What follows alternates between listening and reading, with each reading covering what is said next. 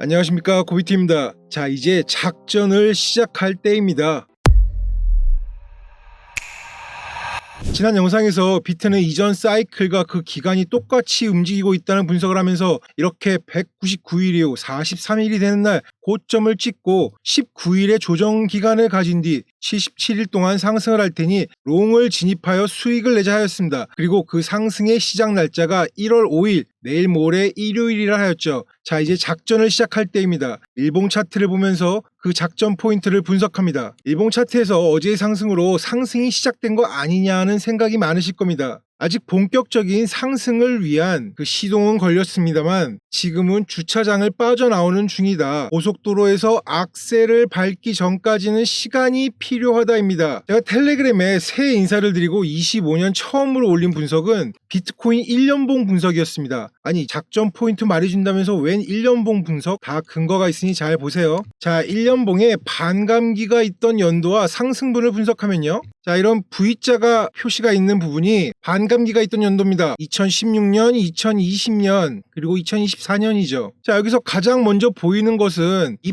반감기 이후 연도는 양봉이라는 겁니다. 그리고 그 다음에는 이렇게 음봉이 나왔죠. 자, 그러니 25년도도 이런 양봉이 나올 것이고 그 다음에는 이렇게 음봉이 나올 것이라는 걸 알 수 있겠죠. 이런 부분들처럼요. 그리고 거기에 각 연도별 시가 종가 기준의 상승률을 제가 표시하였습니다. 그런데 이 시가와 종가라는 거는 이렇게 캔들의 몸통 기준이죠. 자, 그럼 이런 고가는요, 이런 고가 부분은 캔들의 꼬리로 알 수 있습니다. 그리고 그 한 해 동안의 저가 부분은 이렇게 또 캔들의 꼬리를 알 수 있죠. 자, 그러면은 이 1년봉 캔들의 꼬리는 주봉 캔들인가요? 아니죠. 월봉 캔들이죠. 월봉 캔들의 꼬리가 이런 식으로 나타나는 겁니다. 그리고 1년 동안 가격이 이 시가 위로 올라갔다가 내려간 부분, 이런 부분이 이렇게 꼬리가 되는 그런 부분이죠. 그런데 이전 영상에서 25년도는 조정은 있을지언정 10월까지 계속 상승한다 얘기했었습니다. 그리고 21년도 있었던 이 쌍고가 나올 부분도 적다고 얘기를 했었고요. 자, 그러면은 지금 이 1년봉에 이 아래 꼬리가 있나요, 없나요? 확대해서 보면은 아주 자그만한 꼬리가 있긴 합니다. 자, 그렇기 때문에 제가 진입하려는 부분은 이 꼬리 부분인 겁니다. 1년봉 꼬리는 월봉에서 생성된다 하였죠? 자, 그러면은 월봉 차트를 한번 확인해 보도록 하겠습니다. 이 분석 역시 제가 텔레그램에 올렸던 내용인데요. 이렇게 17년도부터 24년도까지 자 96개의 월봉 캔들 중에 이런 식으로 아래 꼬리가 없는 그런 캔들은 총 5개입니다. 그랬을 때 5분의 96, 5.26%가 나오는 겁니다. 자, 그런 근거로 이 월봉 캔들에도 이렇게 아래 꼬리가 생길 확률이 아주 높겠죠. 그런 1월봉 꼬리에 롱을 진입하려고 하는 게 작전입니다. 자, 일봉 차트에서 보면요, 이런 높은 거래량들로 11월부터 쭉 상승을 해오다가 지금 보시면 거래량이 점점 줄고 있는 게 확인이 되시죠. 여러분, 모든 거래소 차트에서 이렇게 캔들과 거래량이 가장 먼저 보여지는 이유는 그만큼 이 거래량이 중요해서입니다. 이 캔들과 이 거래량은 차트 분석에서 아주 기본이자 핵심이 되는 겁니다.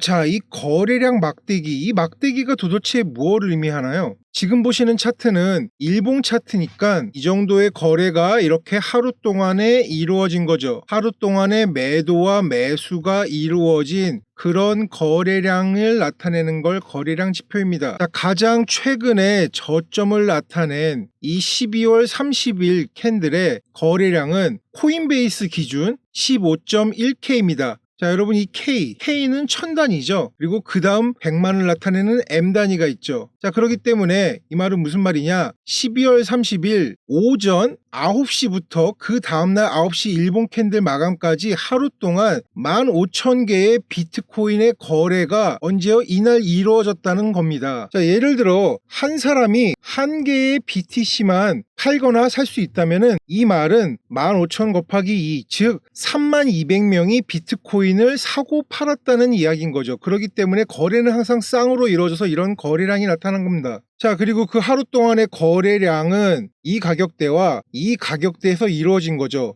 하지만 시간을 중심으로 했을 때 12월 30일 9시에 시작을 합니다. 시작을 해서 그 다음날 9시에 이 캔들이 마감되는 이 부분이 몸통이 되는 거죠. 그리고 나머지 이 부분이 이렇게 꼬리가 되는 겁니다. 그런데 이 일봉 마감이 도대체 왜 9시인가요? 한국이 코인 투자를 많이 하니까 한국 사람 업무 시작 시간이 9시에 하는 건가요? 아니죠. 일봉 마감은 전 세계의 공통 시간인 UTC를 기준으로 합니다. UTC 0시요. 그런데 한국은 UTC 플러스 9이니까 9시가 일봉 마감 시간이 되는 겁니다. 만약 여러분들이 영국에 살고 계신다면은 UTC가 제로니까 밤 12시 땡 하면은 일본 캔들이 그때 마감을 하게 되는 거겠죠.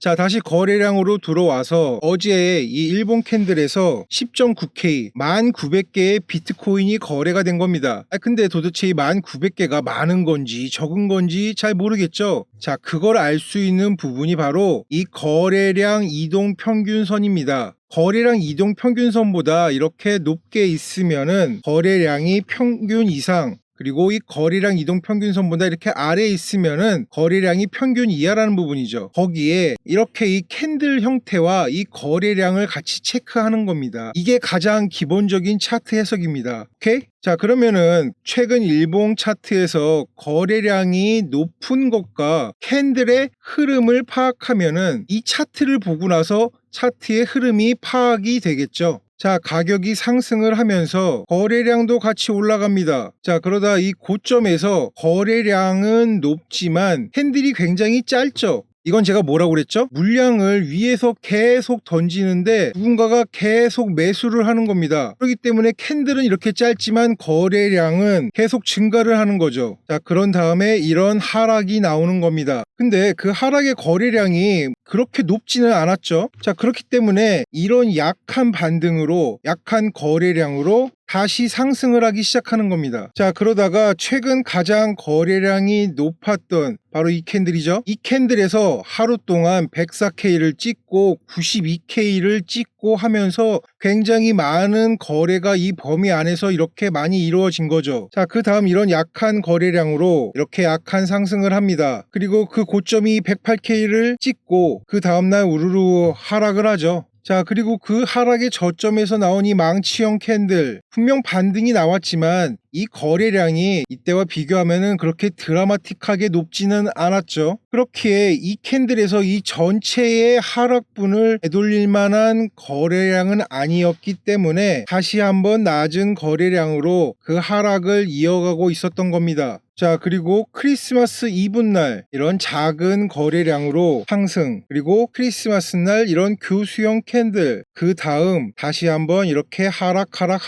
이때 거래량을 보시면은 모두 이동평균선 아래에 있었습니다. 그렇기 때문에 이런 하락을 계속 이어갔던 거죠. 자, 그리고 나서 12월 30일 날 거래량이 이동평균선보다 조금 높게 있죠. 그러면서 저점을 찍고선 반등을 합니다.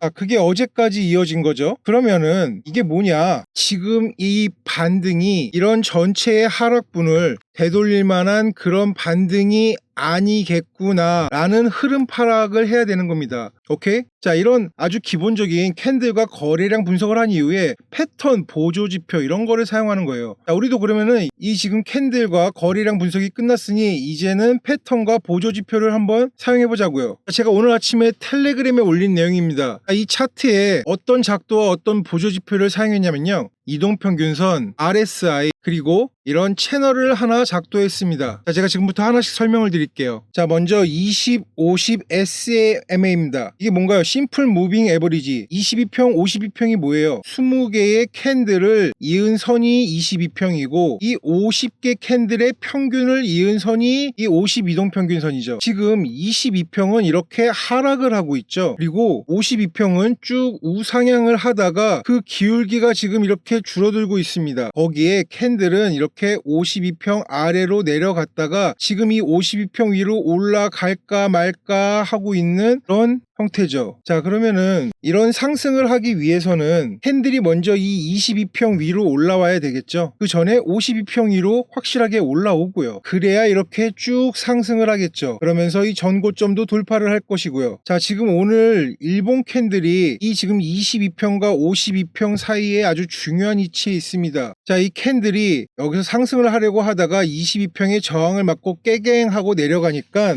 이 뒤를 봐주고 있던 52평 형님도 일단 내려가 있어, 이렇게 얘기를 한 거죠. 예, 내려가겠습니다 하고 내려갔다가 다시 지금 반등을 야곰 하면서 올라갈까 말까를 하고 있는 겁니다. 자, 그러면은 캔들이 이렇게 살짝 올라갈 수도 있어요. 그 값이 얼마인가요? 그 값은 바로 여기 나오잖아요. 요 부분에요. 자, 이렇게 22평은 97,498달러, 52평은 96,930달러. 이 평값은 이 캔들의 평균값이니까 이 캔들이 왔다 갔다 하면서 이 가격은 지금 계속 변화를 하겠죠. 그리고 지금 현재 가격이 영상을 찍는 시간에 지금 97.1K에서 22평과 52평 사이에 이렇게 가격이 낑겨 있는 게 이렇게 나오는 겁니다. 아직 22평 형님이 컨펌을 안 해준 거예요. 자, 이제 내려갔다 왔으니까 내 위로 올라와, 이런 컨펌을 지금 아직 안 해준 겁니다. 그럼 컨펌을 지금 안 해준 이유는 여러 가지가 있겠죠. 이렇게 올라오려면은 좀 거래량을 좀 잔뜩 많이 데리고선 올라와야 되는데 거래량도 작고 저점도 약간 어중간하게 내렸다가 올라오고, 내가 분명히 여기서 내려가라고 그랬지. 그랬는데 너 지금 요만큼 내려가고 거래량도 요만큼이야. 그러면은 22평 형님이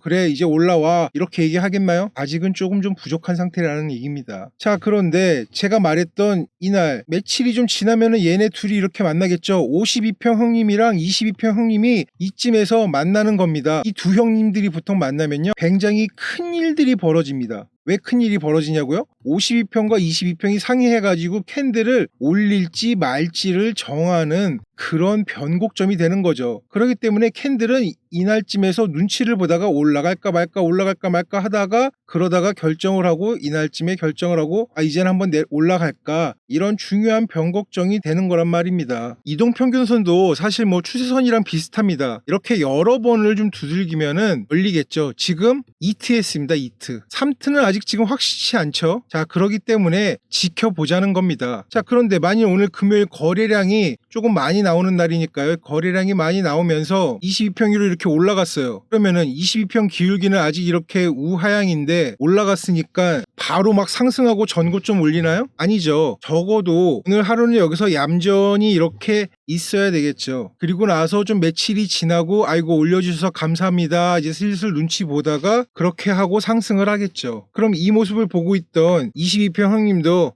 그래 너 이제 고생했어, 이제 올라왔으니까 이렇게 기울기가 되겠죠. 자, 이해되시죠? 자, 그렇기 때문에 아직 22평을 정확하게 뚫지를 못했고 22평이 이런 식으로 되면서 캔들도 좀 더 내려오고 눈치를 보다가 적어도 여기서 이렇게 횡보를 하다가 이쯤에서 올라갈 가능성이 높다는 그런 이동평균선에 대한 분석을 하였습니다. 자, 이제 다른 분석으로 넘어갑니다. 자, 다음은 RSI입니다. 제가 RSI 이 선이 뭐라고 그랬죠? 이 RSI 값의 이동평균선입니다. 그 RSI 기준이 되는 선이 지금 쭉 내려오다가 이때 지금 새해 들어서부터는 살짝 그 기울기를 지금 평평하게 하고 있습니다. 그러면서 RSI도 지금 위로 올라오고 있죠. 그러면은 RSI도 이렇게 해서 올라갈 확률이 높겠죠. 근데 얘도 바로 한 번에 올라가나요? 자, 요런 거 이렇게 올라왔다가 리테스트 하는 거, 아니면 이런 식으로 올라와서 이렇게 버팅기는 거, 이런 거를 하다가 상승을 할 거다. 그러니 이 부분에서 지금 지켜보다가 들어가자. 오케이? 자, 그리고 다음은 채널입니다. 지금 이 채널들은 약간 채널을 돌파한 형태로 보이는데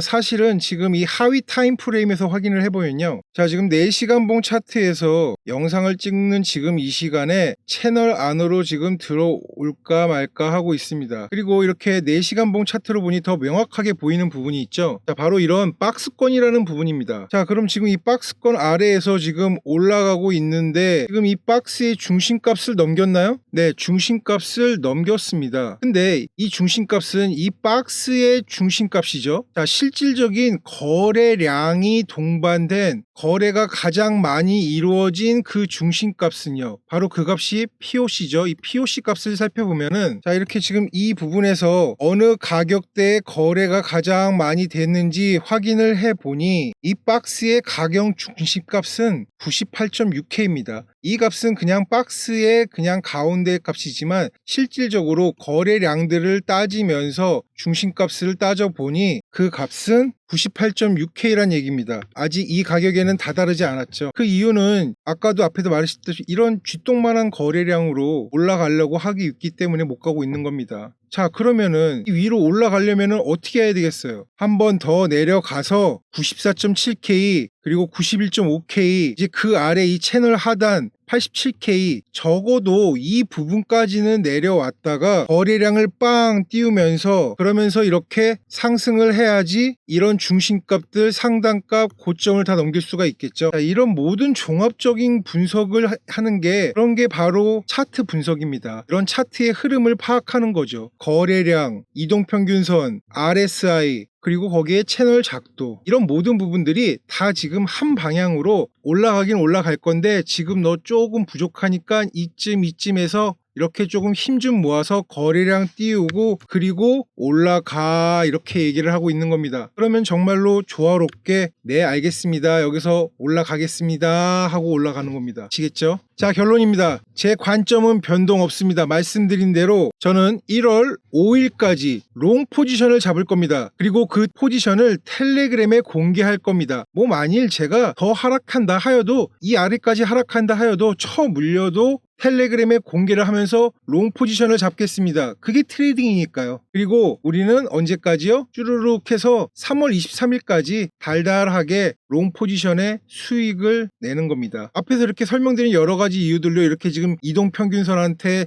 쳐맞고 부족한 거래량, 분명히 이런 약한 상승은 다시 한번 기회를 줄 것입니다. 그리고 좀 더 안정적인 흐름에서 롱을 잡고 마음 편하게 수익을 내자입니다. 진입 포인트 근거는 주말 동안에 제가 비트를 째려보면서 근거들 텔레방에 올리면서 잡도록 할 테니 영상 하단 텔레그램 공개 커뮤니티입니다. 편하게 들어오셔서 시황 및 영상보다 빠른 정보 받아보시길 바랍니다. 정말 많은 시간과 노력으로 비트 분석을 해서 25년도에 대상승의 서막을 여러분들과 같이 수익을 내고자 하는 고비트였습니다. 여러분 파이팅입니다. 감사합니다.